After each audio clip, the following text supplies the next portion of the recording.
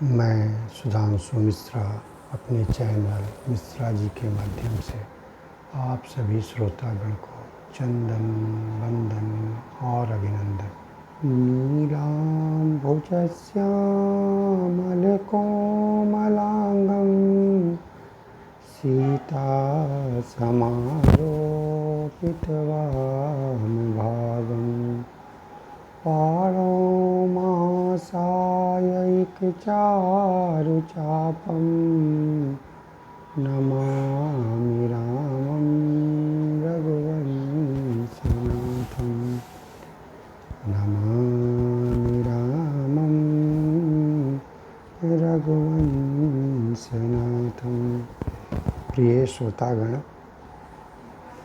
आज हम लोग दशरथ जी के पुत्र प्राप्ति के बारे में चर्चा करेंगे।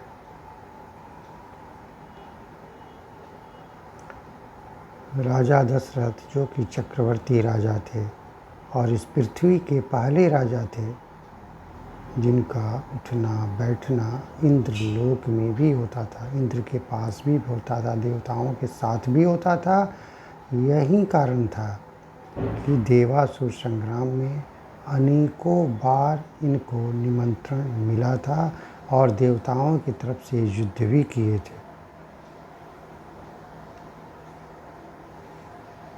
इसी क्रम में मैं आपको जानकारी दे दूं कि जब श्री रामचंद्र जी सीता मैया और लक्ष्मण जी के साथ वनवास जा रहे थे और गंगा नदी को जब केवट ने पार कराया तो उस समय प्रभु श्री राम ने उनको सीता जी के द्वारा दी गई एक मुद्रिका अंगूठी भेंट की थी। और अंगूठी कोई सामान्य अंगूठी नहीं थी। यही देवासुर संग्राम में विजय दिलाने के लिए पुरस्कार स्वरूप इंद्र ने वो अंगूठी राजा दशरथ जी को दिया था। कालांतर में राजा दशरथ जी ने उपहार स्वरूप वो अंगूठी माँ कौशल्या को दिए और माँ कौशल्या सीता मैया को मुँह दिखाई के रूप में दी थी।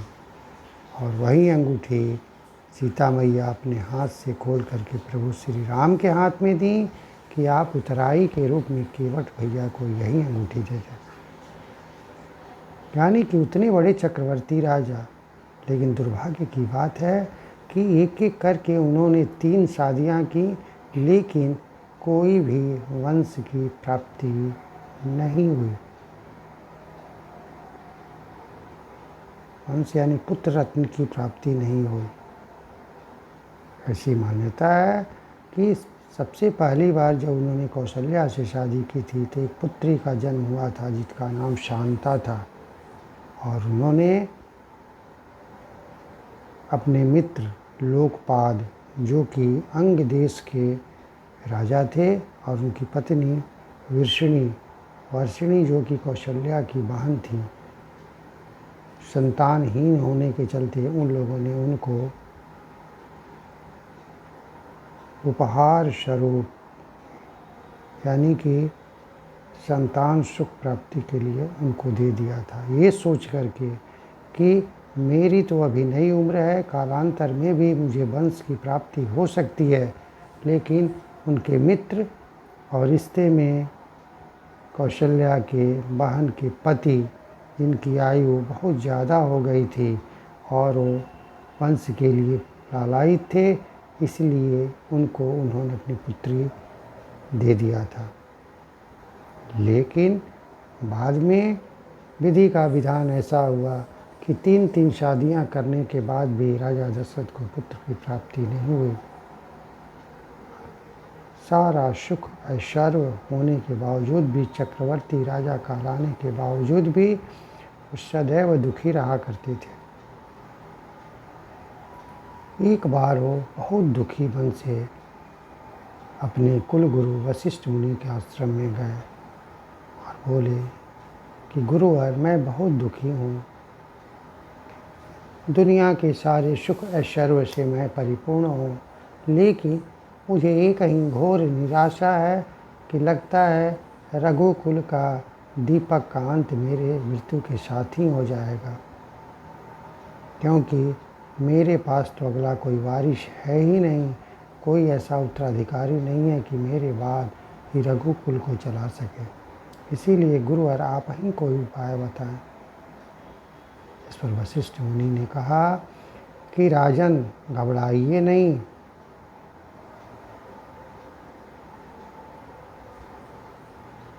पत्नी की संख्या बढ़ा देने से पुत्र रत्न की प्राप्ति नहीं होती है।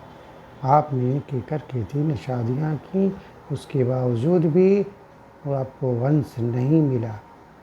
इसका एक ही उपाय है कि आप पुत्र कामेष्टि यज्ञ कराएं और उससे आपको 4 पुत्रों की प्राप्ति होगी। संत शिरोमणि तुलसीदास जी ने रामचरितमानस में बालकांड में ये चौपाई लिखा भी है। धरहु धीर होई सुत चारी, त्रिभुवन विदित भगत भयारी। धरहु धीर होई सुत चारी, त्रिभुवन विदित भगत भयारी। वशिष्ठ मुनि ने कहा कि हे राजन, आप घबराएं मत, आपके 4 पुत्र होंगे। मेरी ये भविष्यवाणी है। मैं अपने भविष्यवाणी के माध्यम से, अपने ज्ञान के माध्यम से मैं देख करके बता पा रहा हूँ कि आप 4 पुत्रों के पिता होंगे। और वो 4 पुत्र ऐसे ही नहीं होंगे, वो पूरे विश्व में प्रसिद्ध होंगे।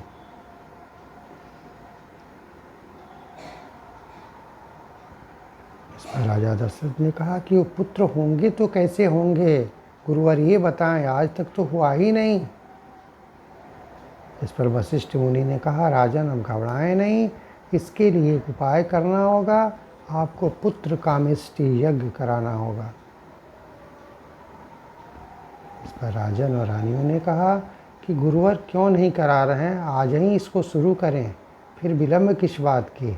आपके रहते विलम्ब हो, ये बड़ी सोचने वाली बात है।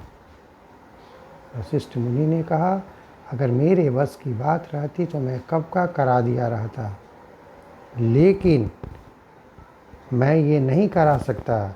इसके विशेषज्ञ जो हैं वो श्रृंगी ऋषि हैं, विभांडक मुनि के पुत्र श्रृंगी ऋषि, वही इसके विशेषज्ञ हैं और यही वो यज्ञ कराएंगे। तब जाकर के आपको 4 पुत्रों की प्राप्ति होगी, जो काफ़ी वीर, बलवान, तेजस्वी, ओजस्वी, हर गुणों से परिपूर्ण होंगे। ज़रूरत इस बात की है कि आप खुद से जा कर के एक याचक की भांति जाएं और पैदल जा कर के श्रृंगी ऋषि से निवेदन करें कि वो आएं और इस यज्ञ का शुरुआत करें। राजा दशरथ ने एक भिखारी की भांति पैदल नंगे पैर जा कर के श्रृंगी ऋषि से निवेदन किया, उनके चरणों में अपने सर को पटक दिया, दंडवत करके बोला कि ऋषिवर, कृपा करके इस यज्ञ को आप पूरा करें ताकि मैं अपने पुत्रों का मुंह देख सकूं। विनती सुन करके श्रृंगी ऋषि तैयार हो गए और अयोध्या में आए और कई दिनों तक वो पुत्र कामेष्टि यज्ञ चला। जब यज्ञ का आखिरी दिन यानी समापन था, उसी समय उसमें से देवता खीर का कटोरा लेकर के निकले, एक कटोरे में भरा हुआ खीर लेकर के निकले।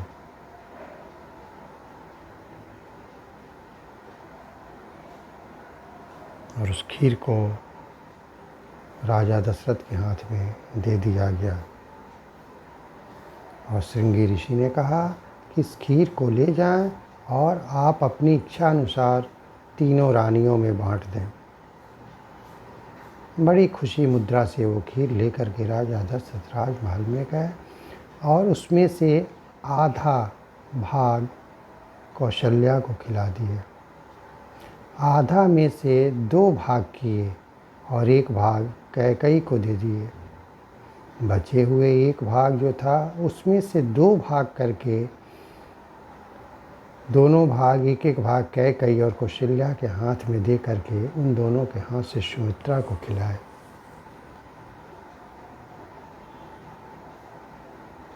यही कारण था कि कालांतर में कौशल्या के 1 पुत्र, कैकई के 2 पुत्र और कैकई और कौशल्या ने अपने दोनों हाथ से जो खीर सुमित्रा को खिलाया था, इसलिए उन्हें 2 पुत्र रत्न की प्राप्ति हुई। यानी कि बाद में समय आने पर राजा दशरथ को 4 पुत्रों की प्राप्ति हुई और वो धन्य हो गए। कहानी का तात्पर्य यही है कि विधि का विधान बड़ा विचित्र है। जन्म के समय ही सारी बातें लिख दी जाती हैं। ज़रूरत इस बात की है कि हम कितना सहन शक्ति रखते हैं। समय आने पर ही हर चीज़ मिलता है, बिना समय का कुछ भी नहीं मिलता है। इसीलिए हम धैर्यपूर्वक अपने कार्यों को करते रहें और धैर्य रखें और सबसे बड़ी बात ईश्वर पर विश्वास और भरोसा रखें, तब जाकर के मेरी कामना पूर्ण हो पाएगी। और यही काम राजा दशरथ के साथ हुआ। धैर्य के साथ उन्होंने सारा कार्य किया और ऋषि मुनियों के बताए गए हुए रास्ते पर चले, जिससे वो 1 नहीं 4 यशस्वी पुत्रों के पिता कहलाए।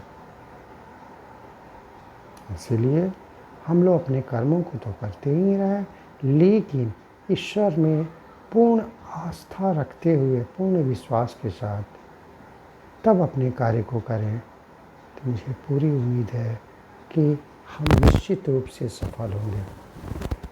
इसीलिए ईश्वर पर विश्वास रखें और सदैव गुनगुनाते रहें। प्रभु हम भी शरणागत हैं, स्वीकार करो तो जाने।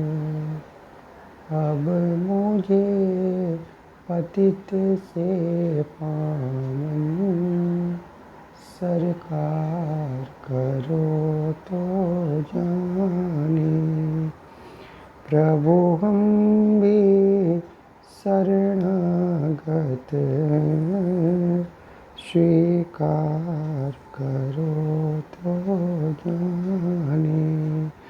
अब मुझे पतित से पावन, सरकार करो तो जाने। जय श्री राम।